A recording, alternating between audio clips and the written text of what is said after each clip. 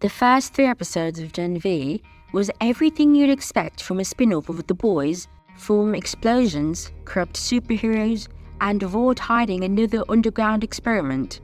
Episode 4, The Whole Truth, is now streaming, and if you thought the show couldn't get any better, well, it just did.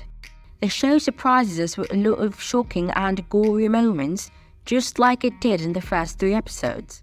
Gen V always wants to keep us guessing, so you'll never know what will happen next, but with the events of this episode, you most certainly did not see this coming.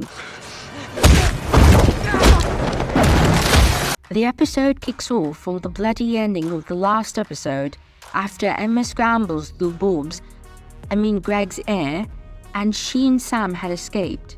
Dr. Indira and Dr. Gardosa came to inspect the gruesome scene they left behind, and unfortunately, Greg's gone and certainly forgotten. Bob? I'm Greg. That Sam's skull fucked Bob here. Okay, this is Greg. Indira is freaking out and understandably more worried about what Vought would do if they found out about Sam. After knowing exactly what Vought is capable of, I would be scared too. She mentioned that Sam was more powerful than Luke, and in the previous episode, 3 years prior, Sam was at the Sage Grove Institute before they decide to move him to a new place called The Woods. After watching this episode, we see for ourselves just how powerful he truly is, but why Vaught's experimenting on him still remains a mystery. Based on what we've seen so far, they could be trying to strip him of his powers, which would almost make sense, seeing Vought create Compound V to create superhumans. However, what if they mistakenly created someone nearly or more powerful than Homelander or Queen Maeve, and now trying to prevent him from getting any stronger? It would make sense, seeing he has similar powers to both Homelander and Queen Maeve, and having him out in the world would be dangerous for Vought and would explain why Indira is worried. In episode 2, Ashley warns them that if word of the Woods got out, it will cost them their lives. The purpose behind the Woods is a brain scratcher, and the show does a great job at keeping the mystery behind it, while also giving us answers to some of our burning questions. Indra finds a tiny shoe, and there's only one person she would suspect it belongs to, and that's Emma. Unless there's someone else at Godolkin that can get small, Emma is her main suspect. This was confirmed later in the episode when she started questioning Marie about Emma's whereabouts. I'm just checking she's okay. She missed a few classes. It's no big deal. Unfortunately, I don't think Marie convinced her enough that Emma was still around. Marie and Jordan certainly realizes something's wrong. Seeing Indira having a sudden interest in Emma is certainly going to raise some questions. For now, they're more focused on trying to find her. Marie and the others are somewhere off campus in search of Emma, and they find the tracker Andre had given her before she embarked on her journey into the unknown.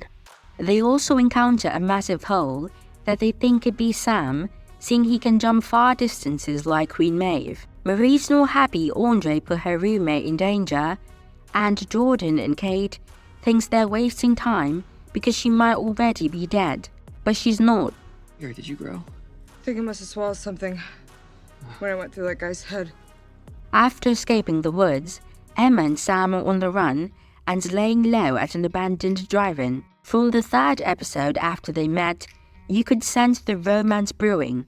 The two started getting close with each other and almost shared a kiss. Emma's been able to calm Sam down when he's having his psychotic breaks, but I fear that later in the season, Vought or Indira will try to use Emma to get to Sam or use her against him. Now, they're getting to know each other, and Sam's actually a pretty funny guy. I take it back, you are sick. I know! Multiple mental hospitals. It's great to see that he still has his humor, even after being imprisoned and experimented on for years. I can't wait to see how their story plays out and what's in store for them. Back on campus, Godolkin University gets a visit from Tech Knight, who's here to investigate students and staff as they become his new subjects for his popular Vought Plus true crime show, The Whole Truth, where he uses his heightened interrogation skills to try and solve the mystery of Golden Boy's sudden breakdown. He's done a lot in this episode, from exposing the truth to getting his truth exposed. When he first arrived, Indira was not happy having him there and warns him not to go after the top 5, but as you'd expect, that's exactly what he did. First, he went after Andre, Jordan and Kate, trying to get them to confess to being jealous of Luke. He then went after Marie and gets her to confess to lying about stopping Golden Boy. Before this, Marie had went to a sidekick to try and find Emma, but this interaction ended with things exploding.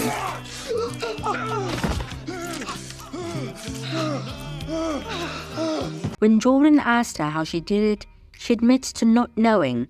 There's a theory that Marie might have killed Luke and does not know she did it. She's not been the best at controlling her powers and does not seem to know the extent of her powers just yet, so her killing Luke and not knowing could be a possibility. This could be something the show's trying to hold off on revealing, at least until she meets Sam, and then dropping that bombshell, which would set them up against each other. There are many possibilities surrounding Luke's death, but that's what Tech Knight's here to uncover. After interrogating Marie, Tech Knight tells Indira that he plans on pinning Golden Boy's death on her. This prompted her to dig into his past, and there was a whole lot to unpack, but most interestingly, his fetish for holes.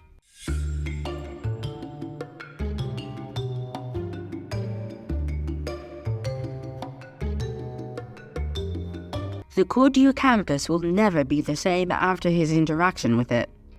This, however, was enough to get him to leave and drop the Golden Boy mystery, telling his viewers that he was just a troubled kid. I have a feeling this won't be the last time we see him. Give me a few minutes alone, please. The episode took an interesting turn. When Marie visited Rufus for his help to track Emma down, Rufus got into her mind and she woke up in his room. The episode continued to where Emma returned and they all found Sam, who went to try and kill Dr. Gordosa. The episode then ended with Marie waking up from an hallucination.